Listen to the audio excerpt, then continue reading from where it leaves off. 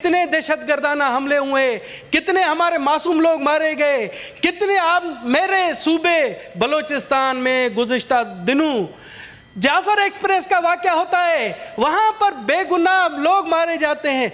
मगर आप फ़र्क देखें पहलगाम वाक़े की तो हमारे वज़ीर आज़म, हमारी तमाम जितने भी आला ओहदेदार थे उन्होंने मज़म्मत की, मगर हमारे यहाँ जो दहशत गर्दी होती है उसकी कभी भी इंडिया ने मज़म्मत नहीं की। जनाब आला ये प्रूफ है। और आप देखें हमने तो इस तरह से इन वाक़यात को लेकर कभी ऐलान जंग नहीं किया, कोई मुआहदे मुअत्तल नहीं किए। सर अगर वो इस तरह की कार्रवाइयाँ करके वो समझता है कि पाकिस्तानी कौम वो देख रहा है कि हमारे यहाँ देखता था कि भाई हम तकसीम है, पाकिस्तानी कौम तकसीम है, पार्टी के हवाले से एक दूसरे की टांगें खींचते हैं, हम फ़िरका परस्ती में तकसीम है, मगर उसकी ये भूल है। जब मामला आएगा पाकिस्तान का, जब मामला आएगा पाकिस्तान का तो ना कोई नून लीग होगी, ना कोई पीटीआई होगी, ना कोई जेयूआई होगी, ना ही कोई पार्टी होगी, सब पाकिस्तानी होंगे और इंडिया को बबाएंगे देंग, ये देंग बोलेंगे कि हम पाकिस्तानी, हमसे आप लड़कर देखो। और मैं बताता हूं कि इस मौके पर पाकिस्तान पर कोई आंच आती है तो ना कोई बलोच होगा, ना कोई पंजाबी होगा, ना कोई सिंधी होगा, ना कोई पश्तून होगा, सब पाकिस्तानी होंगे और पाकिस्तान पर बुरी नजर रखने वालों की आंखें नोच लेंगे। जनाब आला, अभी मेरे दोस्त भट्ट साहब ने कहा कि हिंदू, मैं फख्र करता हूं मैं हिंदू, मैं फख्र करता हूं मैं पाकिस्तानी हिंदू, मैं फख्र करता हूं कि बलोच हिंदू। और मेरे एक दोस्त ने यहां भी कहा कि जी देखें वो हिंदू होंगे तो जंग में आप हिंदू क्या करेंगे। मैं बता रहा हूं कि दिनेश कुमार हिंदू है, दिनेश कुमार मुहिब वतन पाकिस्तानी है, मुझे किसी के सर्टिफिकेट की जरूरत नहीं, मेरा सर्टिफिकेट पाकिस्तान का झंडा है। और दिनेश कुमार का मजहब सिखाता है, दिनेश कुमार का हिंदू मत सिखाता है कि किसी की बेगुनाह की जान नहीं लें, किसी की बेगुनाह की जान ना लें। और दिनेश कुमार का मजहब सिखाता है कि जहां पर दिनेश कुमार पैदा हुआ है, जहां पर वो धरती उसकी मां है, और दिनेश कुमार गैरतमंद बेटे की तरह जो उसकी मां की तरफ देखा गया उसकी आंखें निकाल लेगा। सर आप ये मत भूलें कि दो मुल्कों की लड़ाई में किसी के मजहब को आप वो ना दें।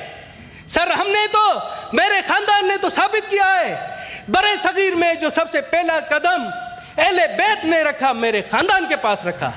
हमें फख्र है, हम अपनी धरती की हिफाजत करना जानते हैं, हम अपनी धरती की खातिर जान देना भी जानते हैं, जान लेना भी जानते हैं। सर आप कह रहे हैं, मैं आपको बताऊं, हमारे chief of army staff general Asim Munir, आप लोग पीटीआई वाले वो आसिम मुनीर पर वो नाराज ना हो, मैं एक तारीखी हकीकत बयान कर रहा हूं, मैं एक तारीखी हकीकत बयान कर रहा हूं कि उन्होंने टू नेशन थ्योरी का, सर एक तारीखी हकीकत, मैं कोई वो जनरल साहब की तारीफ नहीं कर रहा हूं, टू नेशन थ्योरी का जो उन्होंने तकरीर की तो उसको इंडियन मीडिया ने और दुनिया में कहा कि जी उन्होंने मजहब के हवाले से कोई की कि हिंदू मत के खिलाफ उन्होंने बात की। सर मैं तारीखी दुरुस्तगी कर रहा हूं कि जनरल आसिम मुनीर ने टू नेशन थ्योरी की बात जनरल आसिम मुनीर ने सिर्फ नहीं की, ये two nation theory Sir Syed Ahmad Khan ने, आज से अगर मेरे दोस्तों को पता नहीं है तारीख, मैं बता देता हूं, मेरठ में, इंडिया के शहर मेरठ में 1888 में जिसको 137 साल गुजर गए, वहां पर की थी कि हिंदू और मुस्लिम दो अलग कौमें। कोई जनरल आसिम मुनीर साहब ने नई बात नहीं की, यही बात अल्लामा इकबाल साहब ने की, अल्लामा इकबाल साहब ने आज से 100 साल पहले की, यही बात कायदे आज़म मोहम्मद अली जिन्ना ने बात की। तो मैं हैरान हूं कि जनरल आसिम मुनीर ने ऐसी कौन सी बात की कि इंडिया के मीडिया को आग लग गई। سر یہ تاریخی حقیقت بتا رہا ہوں. آپ آئے, کوئی بھی آئے, میں مانتا ہوں, مجھے پتا ہے کہ جو RSS سوچ, جو مودی سوچ کو ہندو مذہب سے نہیں ملا سکتے بٹ صاحب. RSS سوچ اور جو مودی سوچ ہے, اس نے تو آپ کو ایک اور تاریخی حقیقت بتا دوں سر, ایک تاریخی حقیقت بتا دوں. آپ کو پتا ہے گاندھی صاحب کون تھے؟ گاندھی صاحب کو انڈیا کے لوگ باپو کہتے ہیں, باپ کی حیثیت دیتے ہیں. اس کو مارنے والا کون تھا؟ نتھو رام گوڈسے.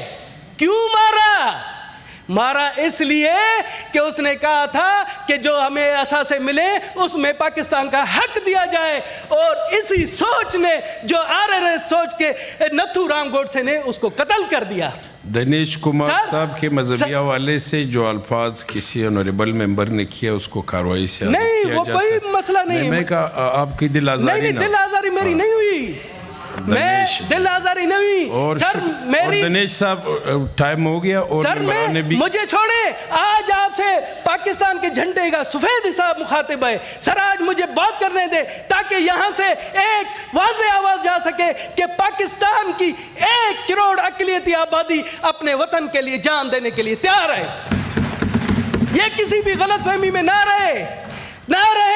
آپ دیکھیں گے. اور میں ایک اور تاریخی حقیقت بھی بتا دوں جناب اعلیٰ, جس سے یہ آپ نہ سوچیں کہ میں انڈیا کو ڈرا رہا ہوں. آپ یہ نہ سوچیں کہ میں انڈیا کو کوئی خوف زدہ کر رہا ہوں. وہ بٹ صاحب نے بھی بات کی ہے, وہ میں آپ کو بتا دے رہا ہوں. میں بٹ صاحب کی بات سے متفق ہوں. ایک بات سے سر, میری عمر ہے 50 سال. میرے ابا و اجداد یہاں کے قدیم ترین باشندے, بلوچستان کے قدیم ترین باشندے, جو انہوں نے مجھے بتایا اور جو میں نے دیکھا ہے کہ مسلم قوم ہر ظلم برداشت کر سکتی ہے, ہر زیادتی برداشت کرتی ہے, مگر جب توہین مذہب کی بات آتی ہے, توہین رسالت کی بات آتی ہے, تو وہ کبھی بھی یہ برداشت نہیں کر سکتی. میں تو اتنا کہتا ہوں کہ اگر کسی والد کا ناخلف بیٹا, کسی مسلم والد کا ناخلف بیٹا توہین مذہب کرے گا, توہین رسالت کرے گا, تو وہ اس کا باپ اس کو جہنم رسید کر کے خوش نصیبی محسوس کرے گا. تو مودی صاحب بھی جو وہاں پر مسلمانوں کو پاکستان کے اس آڑ میں ان کی ڈیلی بےزتی کی جاتی ہے, ڈیلی ان کو رسوا کیا جاتا ہے, توہین مذہب کے ان پر وہ کیے جاتے ہیں, توہین رسالت کے حوالے سے ان پر جملے کسے جاتے ہیں. تو میں کہتا ہوں اس ٹائم سے ڈرو.